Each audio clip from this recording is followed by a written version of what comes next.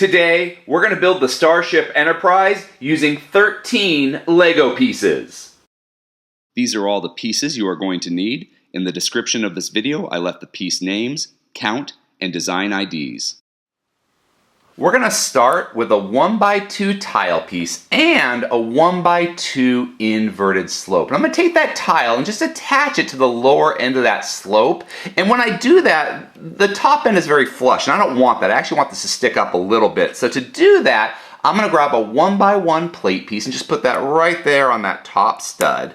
And then underneath this 1x2 tile where I've got the space, I'm going to grab a 1x1 plate with ring. And put that plate with ring against the slope, have the rings facing out the back, because this is where I'm going to attach my engines. And to create those engines, I'm going to grab two of these 1x1 round plates with angled hollow studs.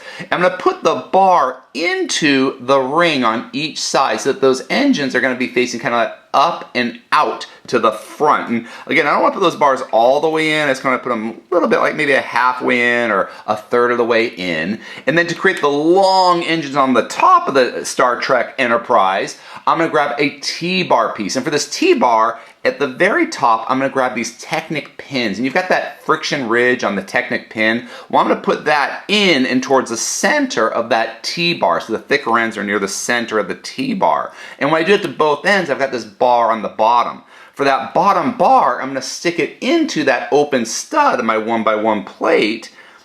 And then I want those engines facing the front and back. Now I'm going to have to adjust these once I get both of them done and attach. I just do that ahead of time to save us time, and you can start building. Because when I attach the 4x4 inverted radar dish for the front of the Enterprise, I put that onto the front stud. I will need to move these engines a little bit so it doesn't look like they're going into the bridge of the Enterprise or flying up and taking off the ground or anything. So we do have to kind of play around with it with these angles a lot to make it look right. But when completed, we've got a Starship Enterprise ready to boldly go where no one has gone before and explore the Lego galaxy. If you enjoyed this video, please subscribe or check out some of our other videos. Until next time, let's keep building together.